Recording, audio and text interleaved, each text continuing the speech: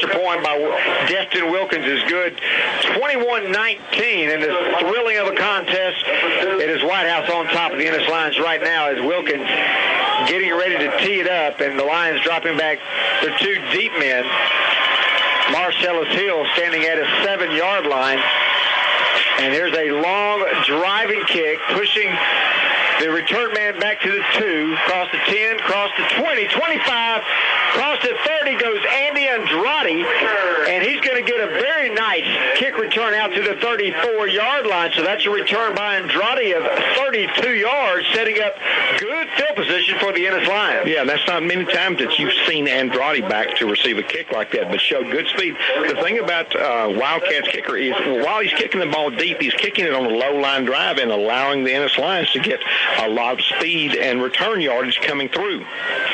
And Ennis does have a good kick return team with Marcellus Hill and Andy Andrade. Two backs in the backfield with 3:35 to play before halftime, and hit the backfield is Terrence Williams. Definitely winning the line of scrimmage battle that time was the Wildcats, getting into the backfield and dropping Williams for a loss on the play of about a yard. We'll call it second down, and still about 10.5 needed to pick up a first down. Yeah, that play was just a little slow in developing right there just to get the ball to him. And number 33 for the Wildcats, Caleb Shackelford, was there to meet Williams as he tried to hit in the hole. The Lions with 3:02, 3:01 have it second down and a little over 10 yards. Two receivers to the near side, pitch out, coming to the left side of the field across the 35-40 and to the 45, still rushing, still with a push arm. Goes Terrence Williams, and he's all the way out to the 50-yard line. There's a first down for you right there, big Terrence Williams, with a stiff arm of about 3 different guys. Yeah, I tell you what, Justin Dunning got on the wrong end of that stiff arm and went straight to the turf. And Terrence, like I said, is, like I pointed out earlier, and I may be redundant and keep saying this, Terrence is running with a lot of passion tonight that, maybe we haven't seen in the last couple of weeks. So here comes Brandon Adams looking to throw on this 1st and 10. He's going to wing it out there. Devin Smith running an out route, but the official's going to say, no, sir, you're incomplete, as Smith had to go to the ground and try to reel in the catch. So incomplete, second down and 10 for the Lions. Yeah, second down and 10. It's important to keep this drive going. You've still got 2:31 left before halftime, so it's really important for Ennis, to at least drive this ball down forward. Hopefully you can put some points on the board, but do not give that Wildcat offense another chance at the field before halftime. 2:31 to play in the half as Vanya checks in as a tight end on the right side. Handoff to Nick Gabriel up the middle, and Gabriel's inside Wildcat territory to the 47.5-yard line. A pickup of close to 3 yards is going to bring up third down and 7 for Ennis. It looks like Coach Alvarez is going to try to keep this on the ground right now and, keep the clock going, see if he can get some points on the board before, he's still got 2 timeouts that he could use right now if he needs to. Just about down to that 2-minute mark, and by the time we get the snap, and we do, there's 2 minutes. Marcellus Hill on a stretch play, trying to go right, gets by 2 guys, and he's going to cut it inside the 34 to about the 33, and he's going to be short. Check that. The 43. He's going to be short of the first down.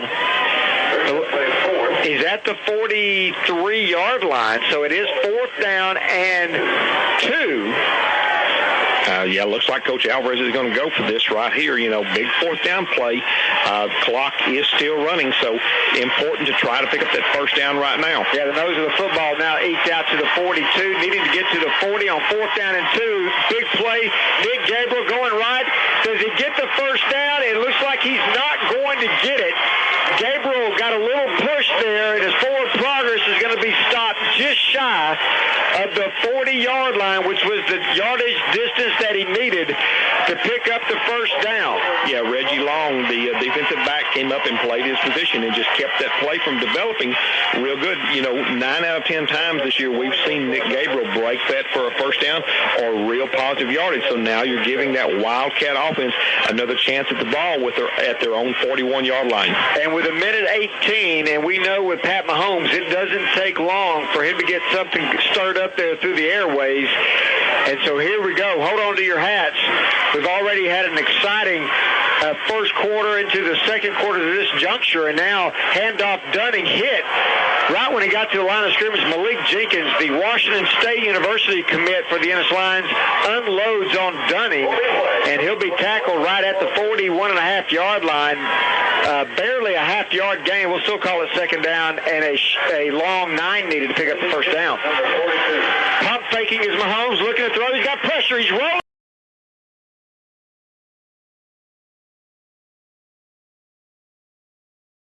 Back 50 to the 40, down the sidelines, far side, Jayshon 20, 50, cuts it in to the 10, 5, tackle finally, Jayshon Johnson with a return all the way down to the 3-yard line. Great interception by Jayshon. You know, Mahomes was going out and threw the ball. What they teach you not to do as a quarterback is throw back across your body into the middle of the field, because things are going to go wrong there. Jayshon right there, Johnny on the spot, and just what a great return. Weaving inside, got to the outside with some blocking, take that down to the 2-yard line, where Mahomes actually had to make the tackle to keep him from going into the end zone. A 68-yard interception return by Jayshon Johnson, who already has a 66-yard touchdown run on a fake punt. And on first and goal, it's Terrence Williams hit at about the 2-yard line as the clock ticks under 27 seconds. And it looks like the Lions, they've not called a timeout yet. Now the whistle on the field. And looks like they've called a timeout now, but they let a lot of clock run off there, let about 10 seconds run off the clock before they got that timeout called. But Reggie Long was there to keep Terrence Williams out of the end zone. Well, the beautiful thing is you still have, let's see, that's the second timeout. So the Lions with only one timeout. So if you go with a run play and don't get in, you've got to hustle to the line of scrimmage. But then what do? Then it's fourth down and goal. Right now we got second down and goal, actually be third down and goal. So it'll be interesting to see what they elect to do. Maybe they get Brandon Adams out on the rollout and let him have the run-pass option.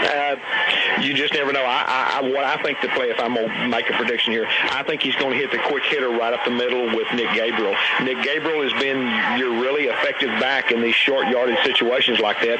So I think a little counter trade to Nick going, off right guard, right tackle position may get in the end zone here.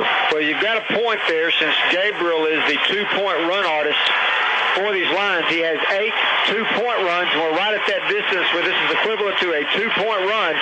And it will be Nick Gabriel and Terrence Williams in the backfield. And rolling out is going to be Brandon Adams. There's the throw. Having to reach behind him. Does he make the catch? He does. Touchdown, Shamari Reed. Having to reach behind his body to make the catch 3 yards deep in the end zone.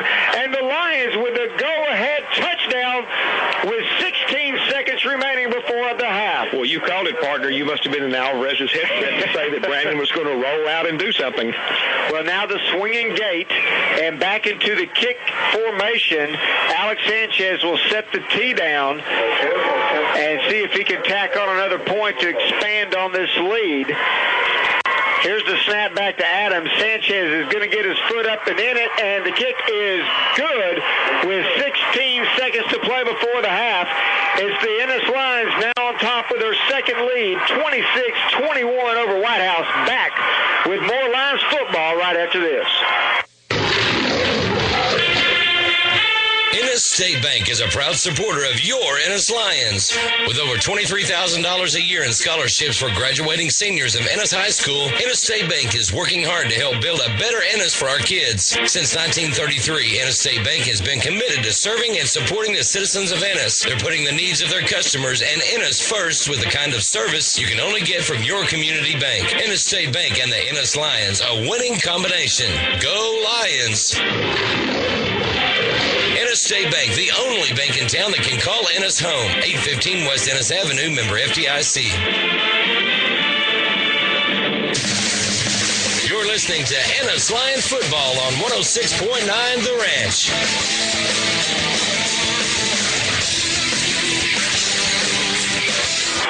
It was Brandon Adams' 2-yard scoring pass to Shamari Reed out of the back.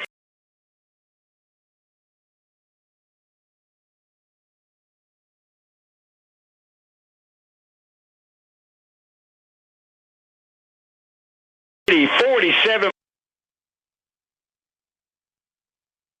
points scored in this ballgame. Of course, that was set up by an electrifying 68-yard interception return by Ja'Shawn Johnson. Here's the kick. Out across the 15, 20, 25, 30, 35, 40, and out of bounds is number 6, Coleman Patterson, with 9 seconds remaining before halftime. Yeah, Ja'Shawn Johnson was out there. He plays all over the field. We've seen him all over the field now, but pushed him out of bounds. So, it's going to be interesting to see what the Wildcats call here. I wouldn't be a bit surprised if they try to heave something deep to their big receiver, Cantrell, and see what happens. And I wonder if Ennis will kind of expect that encounter with maybe playing with a nickel defense or the dime package to keep enough guys back there to make sure nobody gets behind the defensive backs. No doubt what they're going to do offensively. 4 wide receivers set as they come from the sideline to the line of scrimmage. There's the snap. There's the pass, and it's going to be caught and out of bounds. Barely getting out of bounds is the number 1 on the far side of the field, Jalen Dews, and he's out of bounds at the 49-yard line, a gain of about 8 yards on the play as there's only 5 seconds remaining now before the halftime. Yeah, we'll probably see now the strength of Mahomes' arm because he's going to send them deep to see what he can get downfield. So it's going to be interesting to see. You've got Ja'Shawn Johnson back here about 20 yards deep, but he is the only man really back right now by himself.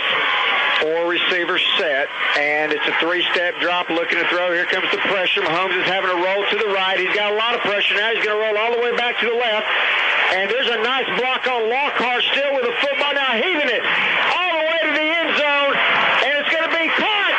And it's a touchdown. It's a touchdown from Pat Mahomes to who else? Dylan Cantrell.